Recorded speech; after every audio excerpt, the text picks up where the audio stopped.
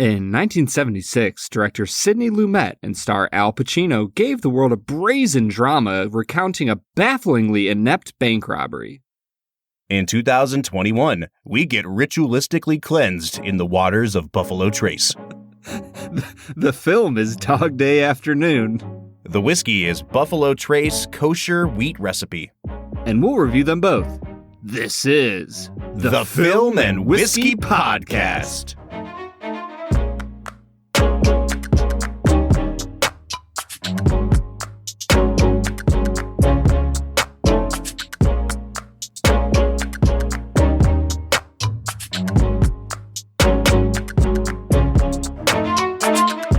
Welcome to the Film and Whiskey Podcast, where each week we review a classic movie and a glass of whiskey. I'm Bob Book. I'm Brad G. And this week we are looking at the 1975 film Dog Day Afternoon. He wants to kill me so bad he can taste it. I was going to kill him. Attica! Attica! What are you Attica! Attica! Brad, we are right in the middle of a 1970s marathon here. There were quite a few movies that had just randomly been assigned to this season that were in the 70s. So we threw them all into a little miniseries. And I have been really entertained hearing your takes on 1970s film, because a lot of filmmakers consider the 70s to be kind of the turning point for American cinema. Like the late 60s into the 70s was when you saw these filmmakers really rise up through the ranks and have the most kind of creative control ever in the history of American cinema. And at the same time, Brad, if we're being honest here, you just don't really seem to be a big fan of 1970s cinema. Bob, honestly, the 70s and, like you said, the late 60s are really hit or miss for me. I feel like certain films from that, era, like, just knock it out of the park and are wonderful. But there's a lot of them that I just really struggle. It feels like a lot of the directors were just desperate to try and be realistic. And sometimes it works, but a lot of times for me, I really struggle with it. And I think I struggle with it because it usually has like a few really great performances at the top, paired with some hideously bad, like secondary background character performances, in my opinion. Yeah. And, we were kind of talking about this a few weeks ago, and I can't even remember like what movie we were talking about. But, at a certain point, the new wave of actors came into Hollywood, and they were all these method actors that went through the Actors Studio in New York. And they were being put up against people that were from an older era of, more hammy acting. And I think the 70s is where you really started to see that contrast be like really highlighted. You have somebody like Al Pacino in this movie or John Cazale, and you put them up against some older, more almost like TV type actors in this movie. And you do kind of see the contrast. I think this movie does pretty well in downplaying that contrast. I think this one does stay pretty realistic and pretty gritty, but that's definitely something you see in 1970s movies a lot. I agree with you there. See, Bob, I'm not going to lie to you. John Cazale is kind of one of the people I'm going to point out today of just a strange and unconvincing performance. Interesting. Yeah, the character's weirdly written, but we'll get into talking about him. Brad, we've already kind of jumped into like our analysis of the 1970s, but we need to kind of pull back here and talk about the movie of the day, which is Dog Day Afternoon. This is a movie that was incredibly popular in the 1970s, both with audiences and critics. It has held up over the years. It's still really well regarded, especially as one of Al Pacino's best performances of all time. We've done director Sidney Lumet films on the podcast before. I'm interested to talk about him, but I get the sense, Brad, that this was your first time watching this movie. Is that the case? It totally was. All right. Well, that means that it's time for us to just dive headfirst into Brad Explains. This is the part of the podcast where Brad breaks down the plot of the movie that he has just seen, often for the first time, and that is the case today. Brad, as you know, we have a 60-second limit on Brad Explains this season, so can you give the people what they want and explain the plot of this movie in 1 minute or less? 3 guys go into a bank. One of them gets some spooky vibes and leaves. The other 2 rob it. They set things on fire. They take money. And then the cops show up and they, should have just let them walk out, but they didn't. And so now there's hostages and And Sonny, one of the bank robbers, is going outside and he's yelling at the crowds and the cops. And the cops are kind of inept and they're doing stupid stuff. And Sonny goes back inside and he comes back outside and he goes inside and he comes back outside and he goes inside and he comes back outside. And he does that a lot. So just know that he like fiddles with this key a lot to unlock the door. It happens a ton. But by the end of the film, the FBI has taken over. Throughout the day, Sonny has gotten one guy who has asthma out of there. He had a doctor come in to help the bank manager. It turns out that he's actually gay and is legally, I don't know, married to another man who wants to be a woman. Time. And yeah. I feel like you just started to get into the meat of the of the plot and I had to cut you off here. Yeah, well, that's kind of how I felt when I was watching the movie. Uh-oh. Oh, okay. Brad, I think we're going to have an interesting conversation today because I definitely fall into the camp of thinking this is a fantastic movie. I think the direction is incredibly tight and well-paced. I think the editing is great in this movie. Just like with 12 Angry Men, when we watched that movie, a Sidney Lumet film, you get similar kind of claustrophobic vibes in this movie. I think the camera setups are all super well done. This movie just works for me. And I'm starting to get the sense that it did not work for you. Yeah, I feel like a lot of my Brad Explains kind of give away how I feel about the movie, right? This movie, if I really wanted to make you angry, Bob, I would just keep telling you that it's fine. But if I'm being honest with myself, I'm not sure if it's even that. Oh, come on, man. Dude, I'm just being honest with you, dude. This movie struggles in a lot of different areas. I think the biggest struggle for the movie is the acting. I think some of the cinematography is really good. I think that the way the crowds get whipped up into it can be pretty good, even though it's really confusing throughout most of the film. I think some of the main actors are really good. I really liked Al Pacino. I like Charles Durning as Moretti, the sergeant that talks to him. There's a few good moments here and there. But I literally can't stand a single person who worked at the bank other than the manager, Mulvaney. Like, he's fine and good. Everybody else just kind of sucks. You are coming in hot here. There's a lot of stuff about this movie that I struggle with, man. I have a couple of responses. The first one is that it's hard to take you seriously when you both begin and end a sentence with dude, which you just did a minute ago. Dude. You're like, dude, I have problems with this movie, dude. Secondly, I guess... Let me kind of ease us into what sounds like it's going to be a contentious episode by asking this. When you were talking about 1970s movies earlier, I think the thing that sometimes turns me off from late 60s, early 70s film is that they were doing so much experimentation at the time. And they were really playing with things like genre and form and the way movies are cut together, the way movies flow. And I think sometimes it results in a movie that even 50 years later seems really fresh. And wow, I can't believe that this only came out, 10 years after To Kill a Mockingbird or something.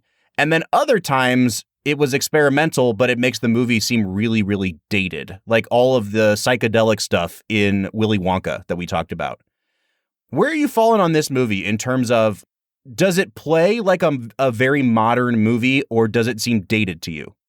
Honestly, the movie it kind of reminds me of a little bit, and partially because of the setting, obviously, is Do the Right Thing. Mm-hmm. Okay. It kind of has, obviously it has that feel of like it's a hot day and like bad things are happening. And so it has that going on, but it's got that New York vibe. There's very sensitive subject matter of the movie. I think the difference between this and Do the Right Thing is that Do the Right Thing from the very get-go set itself up as this is just a day in the life.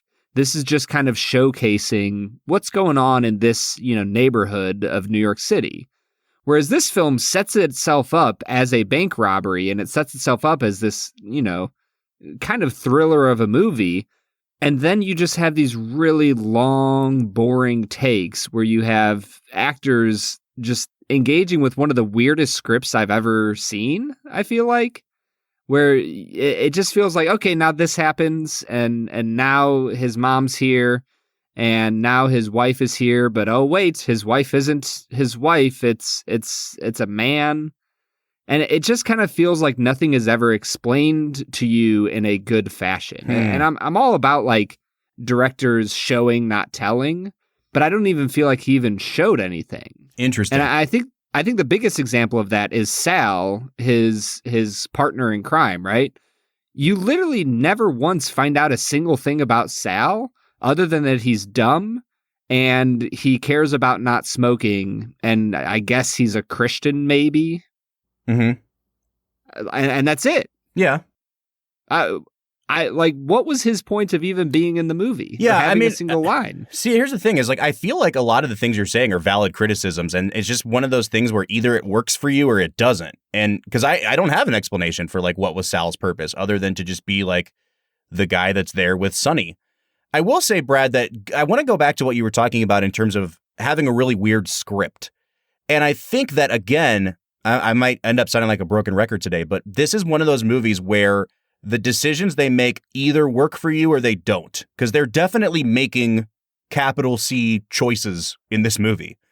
And I think that when you compare this to Do the Right Thing, it really is an apt kind of comparison, because Do the Right Thing, if you remember, for like 3/4 of its runtime, really bounces around between like meandering goings on in the neighborhood, and then like scenes that are designed to get a laugh, like really funny scenes, and then really serious scenes. And then all of a sudden it just kind of clicks into place and it becomes an out and out serious, harrowing drama. And I think this movie is pretty similar in that way. Watching it back again, what I was really struck by was just how funny, especially like the first half of the movie was. There's just a lot of things in that first, I'd say 30 minutes especially, that are designed to get a laugh out of you. The way that everything falls apart immediately in the bank robbery, and the one guy gets, kind of skittish and runs off, and Al Pacino's just like playing it with perfect comedic timing. I was even thinking about, there's this one moment where they're trying to interview Sonny, Al Pacino, on the news, and as he's talking to them, you find out that the news people have a camera across the street and they're filming him through the window talking to the anchor. And the people in the background of the bank, like the bank tellers who are the hostages, are like in the back waving to the camera, like looking at themselves on TV, obsessed with the fact, oh, I'm famous now. And then all of a sudden, Al Pacino says something like, "Don't you realize, man, these cops, they want to kill us. They want to kill us all. All of our brains are going to be splattered all over the sidewalk." And if you watch really closely, the woman in the background just kind of puts her hand down and just like slinks back out of frame. It had me rolling. Like, there were moments in this movie that I literally laughed out loud. And I think that either that balance that they try to achieve of comedy and really serious drama works for you or it doesn't. Now, you got to understand something. If we leave the country, there's no coming back here. You know what I mean? There's no coming back. So that if there's anybody now that you want to talk to, you want to say goodbye to, do it now. No. Is there any special country you want to go to? Wyoming. No, Wyoming. That's not a country. That's all right. I'm going to take care of it. I think there were moments throughout the film where I like chuckled at it and it was funny. And even just at the very start when Pacino pulls out his gun and he can't get the gift wrapping right off of the gun, right? Like little things like that. I thought that the little physical gags in the movie, things like that were comedic and funny. But even like the story, the plot line that you just pointed out of like, these cops are here to kill us all. They're just going to shoot us. And later he jumps out and he's talking about Attica where, there's a police shooting. They killed a bunch of people. Where does that go? Like that doesn't really go anywhere. It just kind of hits in the middle of the movie and they're like, yeah, police are bad. And then they never talk about it again. They never bring it up again. And I'm like, well, why did you even put that in the script? So that's a good question. And the Attica scene has a lot of folklore behind it because that's like the famous quote that came out of the movie. And if you want to read more about it, you can. Watching it this time, Brad, I actually had the same reaction as you, which was, why are we trying to fold in this idea of like Sonny becoming a folk hero? Why are all the people in the street cheering him? And I think that, at least for me, I came to a conclusion that I was satisfied with.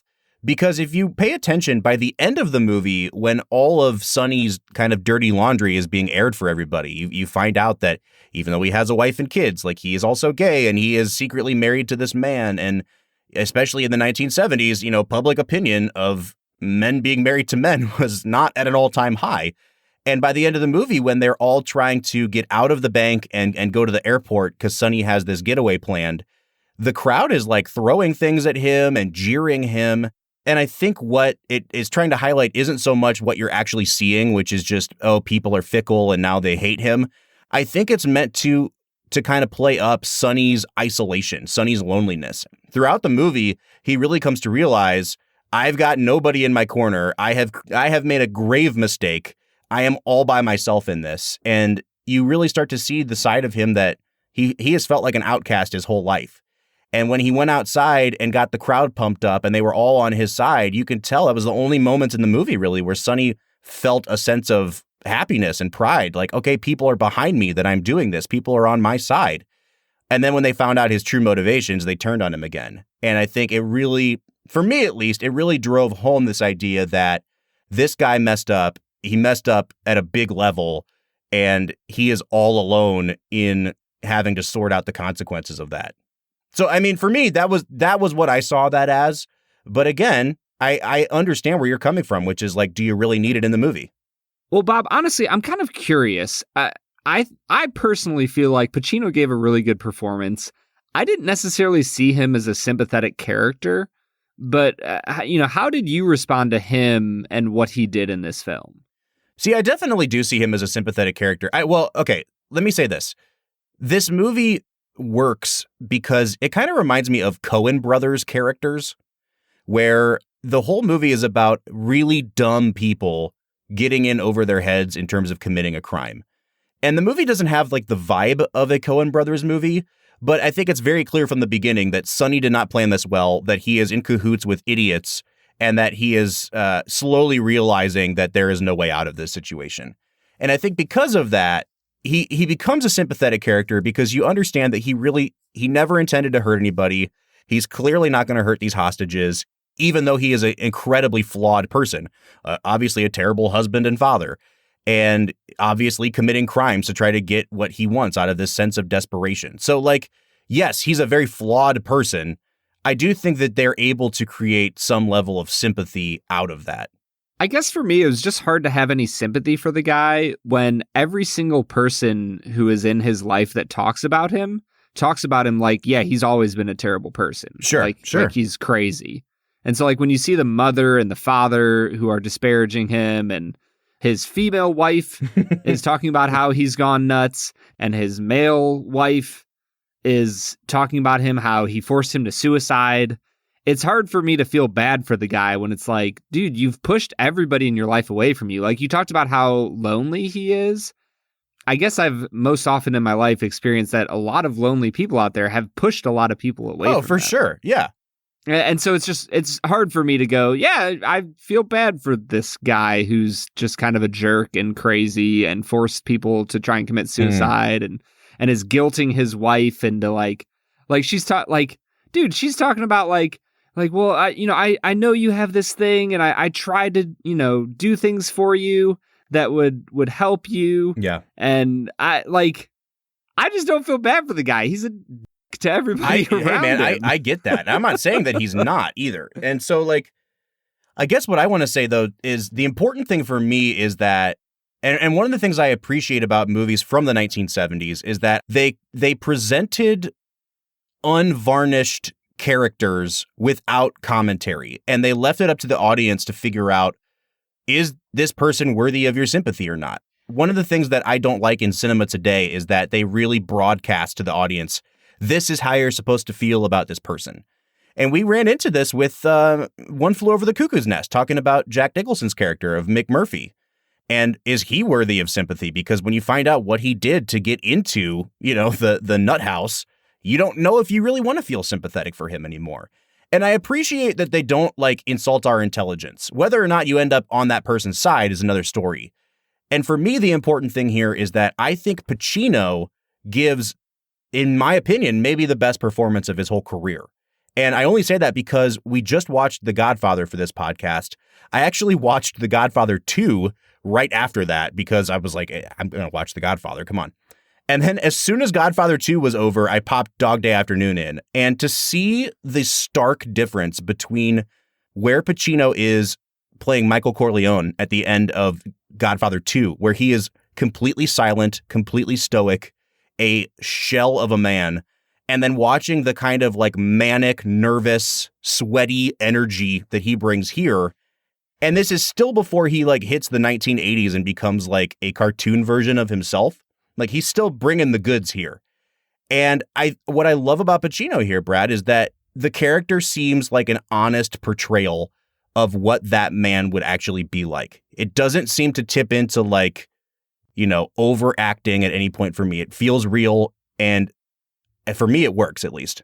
Well, and I'm glad you said, you know, that it might be how he actually was, because I will say that, you know, after watching this film and looking up some more info on it, realizing that this was a movie very closely based on the real account of two bank robbers that tried to rob a bank so that the one guy's lover could have sex reassignment surgery. Like, oh, like this is just kind of a wildly strange situation. And I will say it did redeem the movie a little bit, in my opinion. Man, listen, I'll take what I can get at this point. So, Brad, I think maybe this is a good place for us to just hit pause. You know, we've talked about Pacino, which is the major performance here. We've kind of, you know, quibbled with some of the smaller roles in this movie. I think when we come back from break, I do want to talk about Sidney Lumet and some of the things he's doing as a director. But for now, what do you say we break and we try this Buffalo Trace kosher wheat recipe? Before we get there, Bob, I do just want to point out that Sheldon, the FBI agent, yes, he 100% looks like George W. in this movie. like the first time he like stepped up to talk to Pacino and the camera had a slightly upward angled close-up shot of his face, I just expected him to be like, well, we have intel that there are nuclear weapons in this here bank. Strategery. Yeah. I love it, man. All right, Brad, let's drink this whiskey. Man, let's get to it.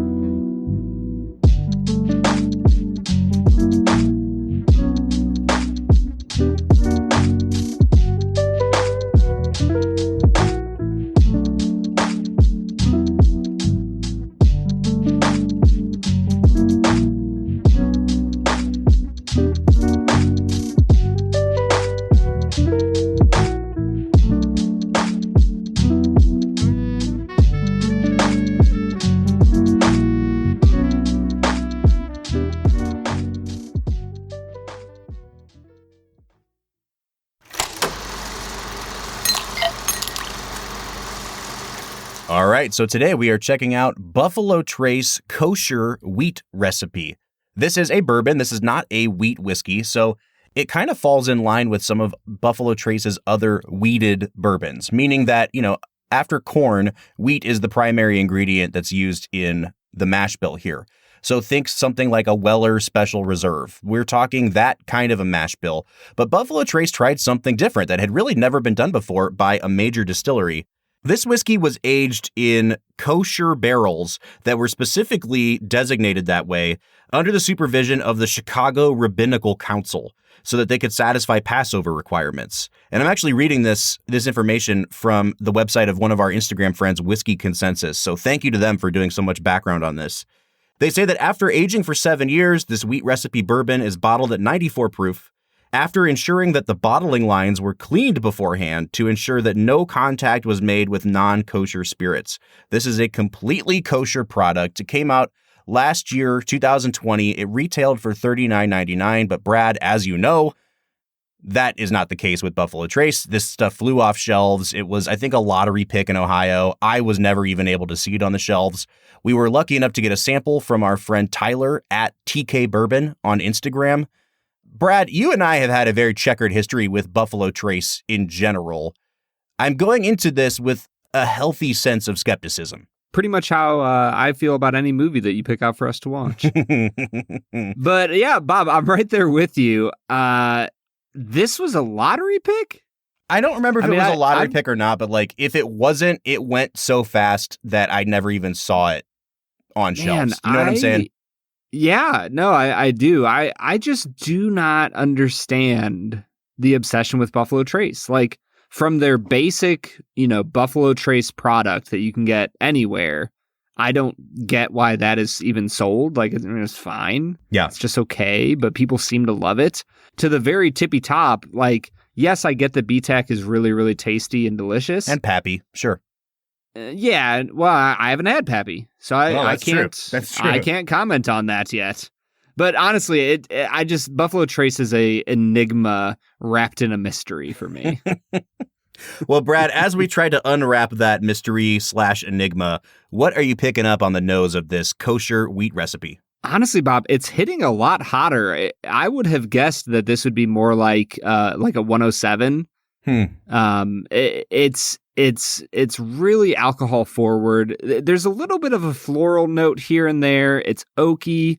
And I feel like I got a hint of kind of like a peach almost. But honestly, I feel like I'm almost giving it too much credit. I'll give it a 6 out of 10 on the nose. It's not blowing me away. The alcohol is really hitting hard. Yeah, I definitely agree with you that it's alcohol forward, but for some reason, it's hitting this kind of sweet spot where it's alcohol forward, but it isn't super harsh for me on the nose.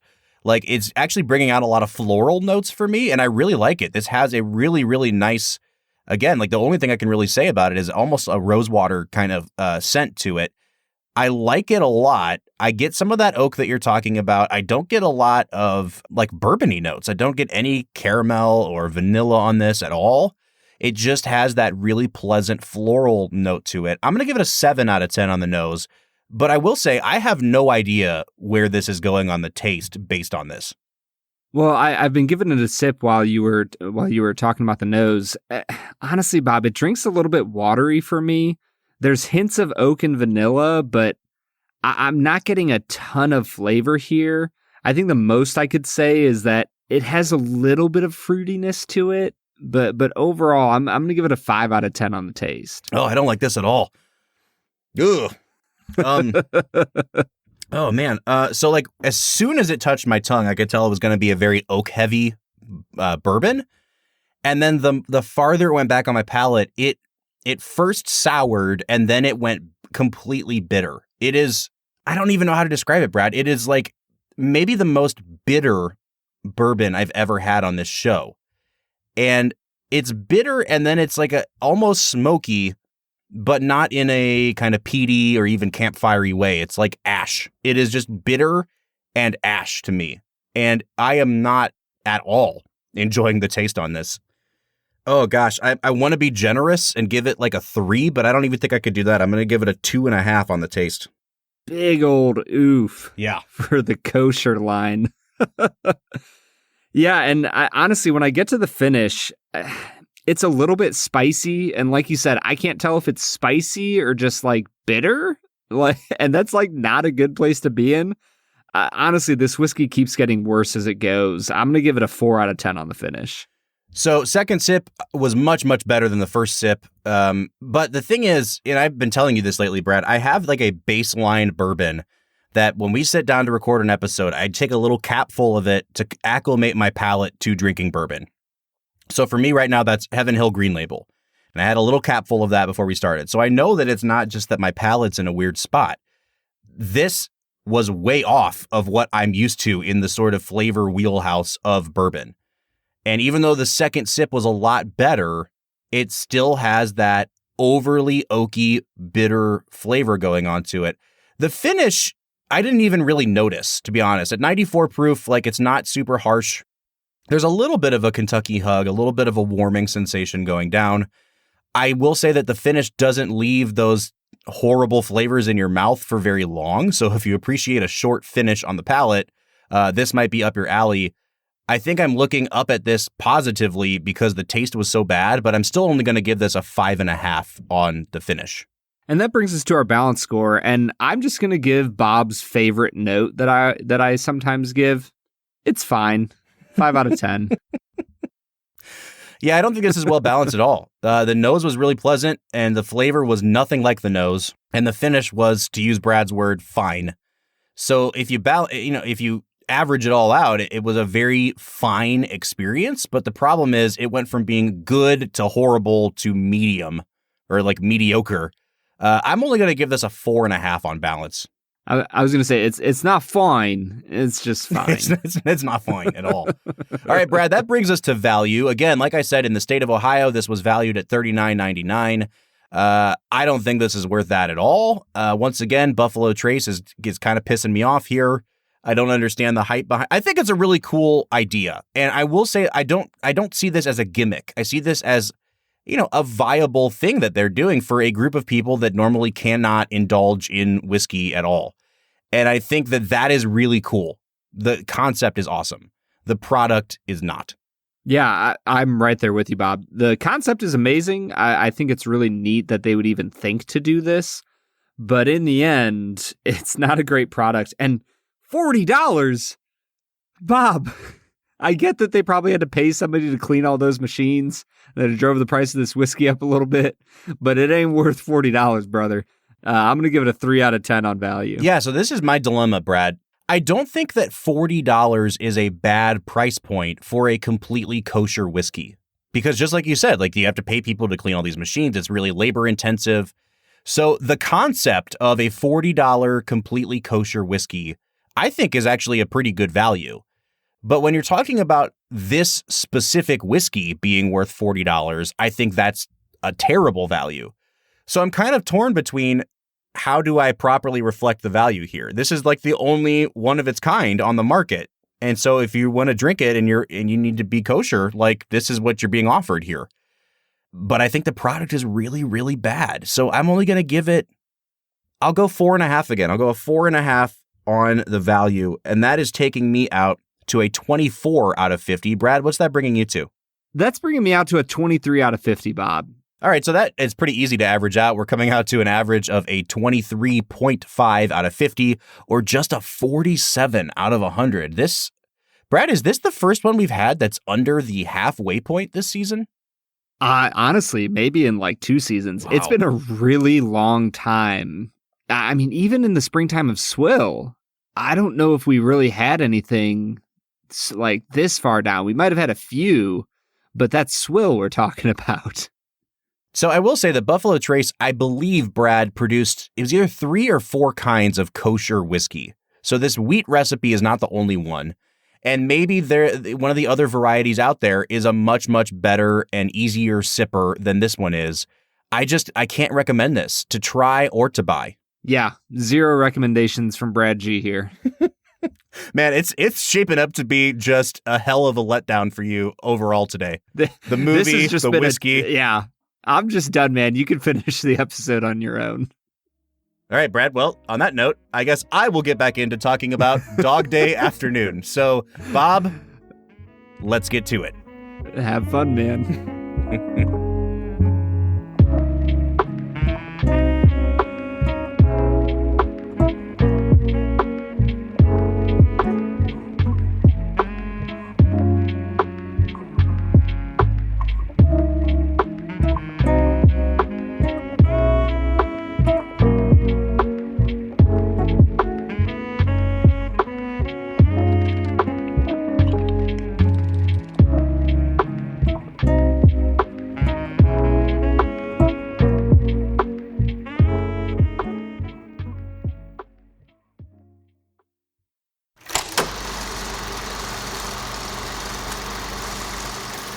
All right, that was Buffalo Trace Kosher Wheat Recipe. Brad had vowed to just leave this episode, and I had to coax him back with the promise of money and donuts. So he's back now. Brad, well, and you promised me that I got to give out an award. Oh, that's true. That's true. All right, Brad. It's been a few weeks since we've done the Brad G Awards, and we are very much post-Oscar season now, so the only awards being given out are the Brad G Awards. What award would you give to Dog Day Afternoon? Bob, if there was one thing that kept me motivated to keep watching this movie, it was the fact that I had never seen what I will be giving the award for, the world's largest forehead ever seen in a film, for John Cazale. Oh. All right, so here's what I'll say. I have a real soft spot for John Cazale because he only made 5 movies. He was a very, very famous kind of theater actor in New York. He was very heavily involved with Meryl Streep. They were an item for a long time. He was great friends with De Niro and Pacino. They all kind of came up together. And he was kind of the unheralded one of the group. He was the character actor. He's the guy that plays Fredo in The Godfather. And he holds his own. He's a great actor. He only made 5 movies, and he died of cancer right after he made The Deer Hunter in 1979. And so it really kind of, watching this back and hearing him give that speech about getting cancer, and he doesn't want to get it in his body, it made me really sad because I think he was only like 42 when he died. He was very young, and I really wish that we had gotten to see more performances from him. You know, it kind of reminds me of people like, you know, Philip Seymour Hoffman, like the great actors that even though we had more movies from Hoffman, you wish you could see them really come into their own and become the person that it feels like they were destined to be, and they, you know, got cut short. Man, Bob, I am just so thankful for the downer that you put on my comedic moments in the episode. Listen, man, if you're gonna, you can't give the guy that died of cancer the biggest forehead award. I got to give you a little bit of crap about. I didn't know that he died of cancer, man. All I know is he's got the biggest. Of course you didn't, because you didn't do any research before you came into this episode. I actually did more research for this movie than I have done in a very long time because I was interested in the actual real life story of what happened. So how many minutes on Wikipedia did you spend then? Probably like 25, 30 minutes. Yeah, okay, I thought so. All right. Well, it didn't talk about Cazale dying, but it did talk about how big his forehead was. Yeah, I'm sure. So there you go. I was wondering why that, man. I was wondering why that section was there on Wikipedia. Now I know that you wrote it. I totally didn't add that in there.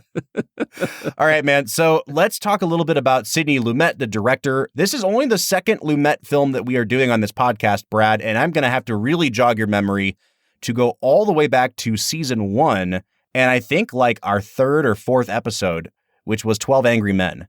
That was really Lumet's big break. He was, you know, adapting that from a television movie. We talked a lot in that episode, Brad, about how they never had the same camera setup twice in that movie. They filmed it from, I think, like 300 plus different angles in that one room.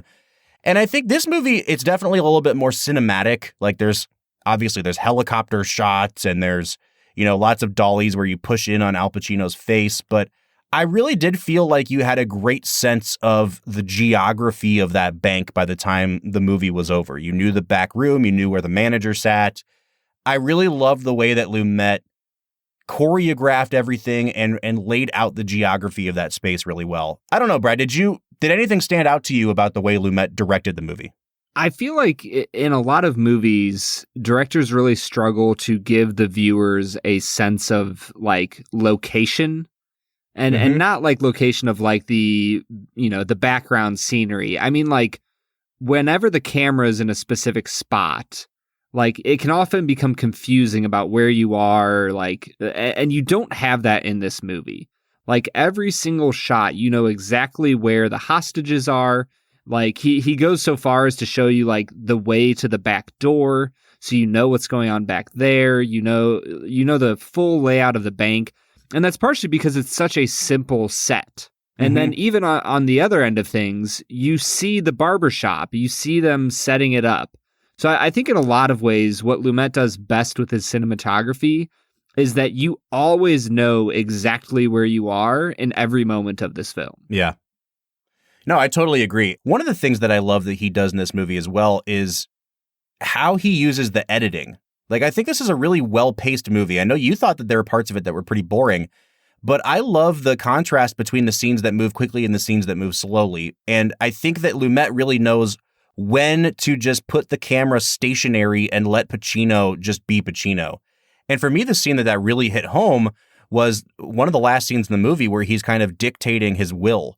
And I'd say the first half of that is just one shot of him, kind of like a wider shot dictating. And then it cuts to a close up of him with it's a really shallow, like depth of field. Everything behind him is out of focus. And then it just stays on that shot for a while. And I really, really loved that he knows when to let the actors command your attention and when he needs to move things along with the editing. And I think to me, that's a sign of a really mature director, that he's not always trying to wow you with what he's doing. He knows, like, this is Pacino's time to give a monologue, and I'm just going to sit here and let him do it. Yeah, and if there was anything impressive about this movie for me, it was those few moments where Lumet let the camera just sit with Pacino and just let Al be Al. Like, the dude gave a really spectacular performance. I think it was kind of bagged down by a lot of other people, but when Lumet was willing to just say, hey, like, the movie's coming to a close, it's night outside, you know, all the lights in the bank are off, and it gives this mood of almost like closure. Like at this point, Pacino has talked to the FBI. He knows that Sal is going to die. He knows that he's going to get arrested and or maybe die. And I think that's where this movie has a little bit of a punch that is really lacking in the rest of it. Did you find that whole last sequence to be suspenseful at all? Did you think that the tension worked for you there? I'm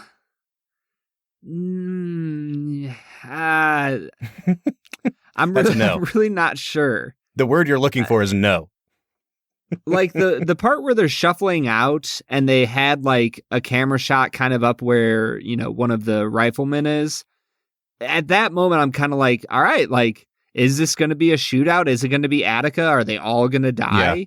Yeah. And so that moment, I was kind of like, all right, let's see what happens here. But once they get in and they start going, you're just kind of like, oh, okay, yeah, they're not going to shoot all the hostages. Honestly, that was probably what I was looking for.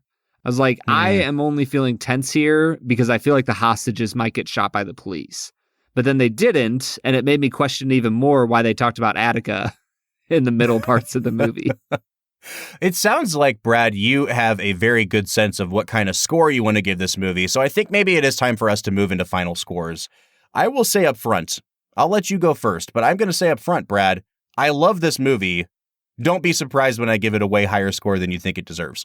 Do you remember a while ago when you were talking about comedy in the movie? Mm-hmm. Like at the very start of the episode? Yeah. I was trying to think of a funny moment to put it, to like be like, oh yeah, you know, I found this one moment funny, but I couldn't think of it till now. One of the funniest moments of the movie for me was when Pacino walks outside and sees his mother. And I literally had the thought, you know, if you've watched Everybody Loves Raymond, this will make sense. But I was like, if Ray Barone robbed a bank, this is the conversation he would have with his mother. And that was my only thought. You know what? And honestly, Raymond's brother would be perfect in the John Cazale role, too. So yes. Yeah, he totally would. That's a great Brad Garrett character. Yeah. Yeah. Wait, is Sal Pacino's brother in this movie? No, he's not. But they're both equally dim-witted, and I think it would be a perfect. No, they are equally dim-witted. I just thought, because I couldn't figure out who the heck Sal was the whole time, and I was like, wait, did I miss something? Was he his brother? All right, good to know. Moving on. Yeah. Honestly, Bob, I don't want to come down too hard on this movie. I didn't enjoy it a ton. I recognize that there is a lot of really good stuff going on here. Honestly, I'm in a similar place as Goodfellas. I just feel like there's a lot of people who really love this movie, but the difference is I've never heard a single soul talk about Dog Day Afternoon until I saw it here on our podcast list. So for me, I don't feel like this is as universally beloved as a movie like Goodfellas. And so I'm coming down at a 7 out of 10. Oh, all right. I thought you were going to give it like a 4. I'm fine with that. Oh, no, dude. Like there was moments that were fine. And I genuinely liked Pacino's performance. So here's what I'm going to have you help me with, Brad. I think this is a nearly perfect movie. And the struggle that I'm having is that you very clearly did not think that. And I don't know if I should let myself be swayed by you and give it a 9.5, or be honest with myself and give this movie a 10 out of 10, because I really, truly, honestly think it's that good. I will say, though, Bob, a lot of my critiques on the movie, you were like, yep. So it's not like I'm sitting here like some movies I don't like, and I'm just like, Bob, I just don't like this movie. It's dumb. You brought the most valid criticisms that you've ever brought today. I will say that. But I also will say that from the get-go, I've said, I think this is one of those movies that either works for you or doesn't work for you. And if it works, it works perfectly. Like, I think the comedy is pitch perfect. I think the pacing is pitch perfect. I felt the suspense at the end of the movie. I think it's Pacino's best performance of all time. I think this movie, Brad, is a 10 out of 10, and I'm not going to back down from it, but I will acknowledge that it's either going to be a 10 out of 10 for you or it's just not going to work. You know, I thought this would be a much more contentious episode than it is, but I think maybe finally, Brad, we understand one another. It's not quite an All About Eve debacle. But hey, if you've seen Dog Day Afternoon, we want to know what you think. So please get on social media. You can find us on Facebook, Twitter, or Instagram at Film Whiskey. Honestly, Bob, sometimes when you say like, but we want to see, you know, what you think about this movie, half the time I'm like, Bob, I would give you $100 if 5 of our audience members have actually watched Dog Day Afternoon. Do you know what's really funny about that you say that is that we had multiple people comment on The Apartment and say like, I'm so happy like, I love this movie. And I honestly didn't think anybody would have known it at all. I'm right there with you, man. Yeah. I had never heard of The Apartment until, you know, just like Dog Day, until I saw it on the list for this season. Yeah. But if you want to call in and tell me how wrong I am and just be like, Brad, you're an idiot. Like, obviously, thousands, millions of people have seen this movie. Then give us a call. You can leave a voicemail on our website, which is anchor.fm/filmwhiskey. Next week, we are going back to back with Sidney Lumet movies. We're talking about the 1976 black comedy satire classic, Network. Another movie that I guarantee you Brad had never heard of until he saw it on the list for the podcast. When you say black comedy, can you just like specify the word black, what it means? It's a very, very dark comedy. And like, I don't even think that it necessarily is like trying all the time to be a comedy, but it is absurd and it's a satire. People get killed and it's okay if you laugh at it. Do you know what I'm saying? All right, I'm in. Hey, Brad, I think we should implement a new game, which is just, do I think you'll like this movie? Because I've been so surprised at which ones you have and have not liked this season. I'm going to go, I'm worried that I'm going to sway you, but I want you to disregard what I'm saying and go into it with a really open mind, okay? All right. If you didn't like Dog Day, I'm going to go ahead and say you're going to like Network even less. But I am open to being very wrong. As you should be. All right, we will see you next week for Network. For the Film and Whiskey podcast, I'm Bob Book. I'm Brad G. And we'll see you next time.